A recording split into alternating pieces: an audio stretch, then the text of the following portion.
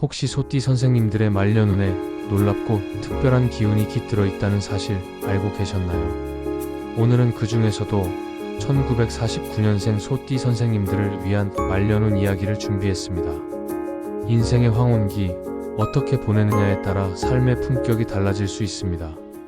말년운을 더욱 빛나게 만들 수 있는 작지만 강력한 비법들도 함께 알려드릴 테니 영상 끝까지 함께 해주세요. 구독과 좋아요는 큰 힘이 됩니다. 바라는 소원이 있다면 댓글로 꼭 남겨주세요. 간절한 마음이 모이면 하늘도 움직인답니다. 그럼 지금부터 본격적으로 시작하겠습니다. 1949년생 기축년 소띠의 말년운을 이야기하며 인생의 황혼기를 어떻게 더 따뜻하고 충실하게 보낼 수 있을지 함께 고민해보고 싶습니다. 말년운은 단순히 미래를 점치는 도구가 아니라 지난 세월 동안 쌓아온 노력과 지혜를 바탕으로 삶의 마지막 장을 의미 있게 꾸며가는 여정입니다. 1949년생이라면 2025년 기준으로 76세, 긴 세월 동안 꾸준히 자신의 길을 걸으며 수많은 이야기를 쌓아온 나이죠. 기축년 소띠는 성실함과 인내, 그리고 주변을 포용하는 넉넉한 마음을 지닌 사람들이 많습니다. 당신의 삶은 이미 그 자체로 큰 울림을 주었고, 이제는 그 경험을 되새기며 새로운 기쁨을 찾아갈 때입니다. 앞으로의 시간을 더 희망차고 풍요롭게 채울 수 있는 이야기를 나눠보고 싶습니다. 기축년 소띠의 본질을 깊이 들여다보면 이들은 책임감과 끈기로 삶을 일궈온 이들입니다. 기축년은 흙의 기운이 두 번 겹친 해로 흙은 안정, 신뢰, 그리고 포용력을 상징합니다. 소띠는 12지의 두 번째 동물로 꾸준히 앞으로 나아가는 힘과 공동체를 위해 헌신하는 마음을 품고 있죠. 젊은 시절에는 이런 성향 덕에 가정이나 직장, 지역사회에서 든든한 버팀목 역할을 했을 가능성이 큽니다. 이를테면 가족을 위해 묵묵히 일하거나 동료들과 힘을 합쳐 어려움을 헤쳐나갔던 순간들이 당신의 삶에 깊은 흔적을 남겼을 거예요. 기축년의 흙 기운은 마치 넓은 들판처럼 당신이 세운 기반이 단단함을 보여주고, 소띠의 우직한 성품은 그 위에서 꾸준히 열매를 맺는 힘을 더합니다. 이제 말년에 접어들며 그때의 노력은 단순한 과거가 아니라 당신을 더 단단하고 따뜻한 사람으로 만들어주는 자산입니다. 2025년은 뱀의 기운이 흐르는 해로 소띠와 조용히 어우러지며 새로운 배움이나 사람들과의 교류에서 잔잔한 기쁨을 찾을 수 있는 시기입니다. 예를 들어 오랜만에 동창회에서 옛 친구를 만나거나 동네 공기놀이 모임에서 웃음을 나누는 순간들이 당신의 일상을 채워줄 거예요. 또 지역 도서관에서 열리는 강연에 참석하거나 집 근처 공원을 산책하며 계절의 변화를 느끼는 것도 삶의 새로운 활기를 불어넣습니다. 말년운의 특징을 더 자세히 살펴보면 기축년 소띠는 안정과 포용의 시간을 맞이할 가능성이 큽니다. 흙의 기운은 당신이 지난 세월 동안 쌓아온 가정, 관계, 혹은 경제적 기반이 흔들림 없이 자리 잡고 있음을 암시합니다. 젊은 시절 묵묵히 책임을 다하며 삶을 꾸려온 노력은 이제 당신에게 든든한 안식처를 선물하죠. 예를 들어 자녀가 자신의 삶을 잘 꾸려가는 모습을 보며 뿌듯함을 느끼거나 손주들이 까르르 웃으며 당신을 찾아오는 순간들은 말년에 큰 위로가 됩니다. 흙의 기운은 또한 주변 사람들을 포용하는 넓은 마음을 강조합니다. 당신은 이미 가족이나 이웃에게 따뜻한 조언자이자 믿음직한 존재로 여겨질 가능성이 큽니다. 하지만 흙의 기운이 너무 무거워지면 몸과 마음이 피로를 느낄 수 있으니 특히 소화기나 관절 건강에 신경 쓰는 게 좋습니다. 매일 아침 따뜻한 물로 하루를 시작하고 가벼운 스트레칭이나 동네 산책을 습관으로 들이면 몸이 한 걸음 가벼워질 거예요. 계절에 따라 몸을 보하는 음식도 챙겨보세요. 이를테면 가을에는 고구마나 호박처럼 흙의 기운을 담은 음식으로 몸을 따뜻하게 하고, 여름에는 오이 같은 수분 많은 채소로 상쾌함을 더하는 식으로 말이죠.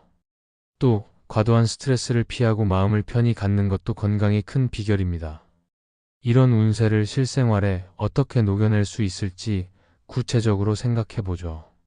먼저 가족과의 관계는 말년을 더욱 따뜻하게 만드는 중심입니다. 소띠의 성실함과 헌신적인 마음은 가족과의 유대를 깊게 합니다. 자녀나 손주와 보내는 시간은 단순한 일상 이상의 가치를 가질 거예요. 예를 들어 손주와 함께 동네 놀이터에서 그네를 태우거나 당신이 좋아했던 옛 동요를 함께 불러보는 순간들은 가족 모두에게 소중한 추억이 됩니다. 또 자녀와 차 한 잔을 마시며 근황을 나누거나 옛 사진을 꺼내 당신의 어린 시절 이야기를 들려주는 것도 좋은 방법입니다. 하지만 지나친 책임감으로 모든 걸 떠안으려 하면 마음이 무거워질 수 있으니 그들의 삶을 믿고 응원하는 여유를 가져보세요. 가끔 손주에게 짧은 편지를 쓰거나 자녀에게 고맙다는 문자를 보내는 작은 행동이 큰 감동을 줄 수 있습니다. 건강 면에서는 꾸준한 움직임이 필수입니다. 매일 20분에서 30분 동네를 걷거나 집에서 할 수 있는 간단한 요가를 따라 해보세요. 이를테면 아침에 창문을 열고 햇살을 맞으며 팔을 쭉 뻗는 동작만으로도 기운이 돌죠. 친구들과 가벼운 등산이나 걷기 모임에 참여하는 것도 추천합니다. 식단에서는 집밥의 힘을 믿어보세요. 된장국이나 나물 반찬처럼 소박한 음식이 몸에 좋은 기운을 채워줍니다. 짜고 기름진 음식은 조금 줄이고 제철 과일이나 채소로 입맛을 돋우는 것도 좋아요. 취미생활은 삶을 더 풍요롭게 합니다. 이를테면 작은 텃밭에 상추나 고추를 심어보거나 지역 문화센터에서 도자기 만들기 강의를 들어보는 건 어떨까요? 손으로 무언가를 만드는 일은 마음을 차분히 가라앉히고 새로운 성취감을 줍니다. 실제로 많은 1949년생들이 뜨개질이나 목공 같은 취미로 일상에 활기를 더하고 있죠. 재정적으로는 기축년에 안정된 흙 기운이 든든한 뒷받침이 됩니다. 젊은 시절부터 차근차근 쌓아온 자산이 있다면 이제는 그걸 소중히 지키며 삶의 여유를 누릴 때입니다. 예를 들어 가족과 함께 지역 맛집에서 밥을 먹거나 오랜 꿈이었던 여행을 떠나는 것도 큰 기쁨이 될 수 있어요. 이를테면 강원도의 푸른 산을 걷거나 전주에서 한옥마을의 정취를 느끼는 여행은 마음을 새롭게 충전해 줍니다. 또 오랜 친구들과 함께 단풍놀이를 계획하거나 동네 극장에서 영화를 보는 것도 소소한 행복을 더하죠. 하지만 새로운 투자나 큰 돈이 들어가는 결정에는 신중함이 필요합니다. 소띠의 성실한 성향은 때로 너무 책임지려는 마음으로 이어질 수 있으니 재정 계획은 차분히 정리하는 게 좋습니다. 신뢰할 수 있는 가족이나 전문가와 상의하고 매달 수입과 지출을 간단히 기록하는 습관을 들여보세요. 또 작은 소비로 기쁨을 찾는 것도 좋은 방법입니다. 예를 들어 좋아하는 꽃 한 송이를 사서 거실에 두거나 매주 책 한 권을 사서 읽는 것도 일상을 풍요롭게 합니다. 당신의 노력 덕에 지금의 안정이 있으니 스스로를 위해 작은 선물을 허락해 보세요. 사회적 역할은 말년운에서 당신의 존재감을 더 빛나게 합니다. 소띠의 포용력과 믿음직한 성품은 나이 들수록 깊은 매력으로 드러납니다. 지역사회에서 조용히 기여하거나 후배나 젊은 이들에게 당신의 경험을 나누는 역할은 단순한 활동 이상의 의미를 가집니다. 예를 들어 동네 경로당에서 바둑대회를 열거나 지역 아이들에게 옛 이야기를 들려주는 자원봉사를 해보세요. 당신의 이야기는 누군가에게 큰 영감이 됩니다. 실제로 많은 1949년생들이 지역 모임에서 멘토 역할을 하거나 자신의 삶을 기록하며 새로운 세대와 소통하고 있죠. 이런 활동은 당신에게도 큰 보람을 줍니다. 누군가에게 도움이 된다는 느낌은 삶의 새로운 동력을 불어넣으니까요. 또 취미 모임이나 동호회에 참여하며 새로운 인연을 만드는 것도 추천합니다.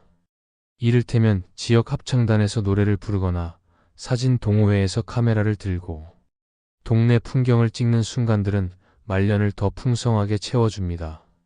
친구들과 정기적으로 만나는 자리를 만들어 보는 것도 좋아요.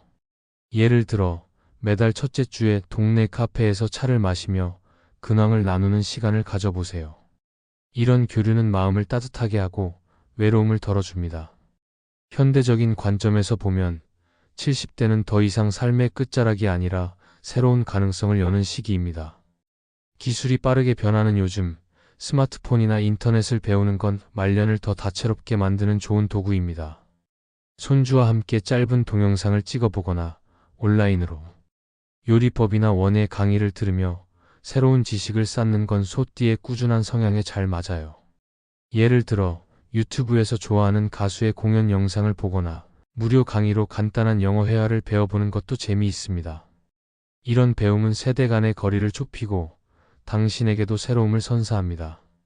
정신적인 성장도 중요하죠. 명상을 통해 하루 10분에서 15분 마음을 정리하거나 좋아하는 소설을 읽으며 감성을 채우는 시간은 내면의 평화를 가져다 줍니다. 종교나 철학에 관심이 있다면 그걸 탐구하며 삶의 의미를 되새기는 것도 큰 위로가 됩니다. 이를테면 아침마다 좋아하는 글귀를 읽거나 지역 모임에서 열리는 강연에 참여하면 마음이 차분해질 거예요. 또 일기를 쓰며 하루를 돌아보는 습관은 지나온 삶을 정리하고 앞으로의 나를 더 소중히 여기는 계기가 됩니다. 예를 들어 하루에 감사한 순간을 적거나 어린 시절의 추억을 기록하며 당신만의 이야기를 남겨보세요. 이런 시간은 단순한 기록 이상의 가치를 줍니다. 기축년 소띠의 말년운은 안정과 따뜻함이 어우러진 시간입니다. 당신이 걸어온 길은 이미 수많은 노력과 사랑으로 가득하고 이제 그 이야기를 조용히 정리하며 새로운 빛을 더할 때입니다. 건강을 챙기고 가족과 소중한 순간을 나누며 작은 도전을 즐기는 마음만 있다면 말년은 결코 끝이 아니라 새로운 시작이 될 거예요. 당신의 삶은 여전히 단단하고 그 따뜻함은 주변 사람들에게도 큰 위로를 전합니다. 지나온 세월이 당신을 지금의 멋진 사람으로 만들었으니 스스로를 아끼며 매일을 소중히 살아가세요. 그렇다면 말년운을 더 높일 수 있는 비법은 뭘까요? 첫째, 매일 감사하는 마음을 가져보세요. 아침에 눈을 뜨며 오늘 하루의 작은 기쁨을 떠올리는 습관은 마음을 밝게 합니다. 예를 들어 창밖 새소리나 따뜻한 밥 한 그릇 같은 일상의 순간에 감사하며 하루를 시작해보세요.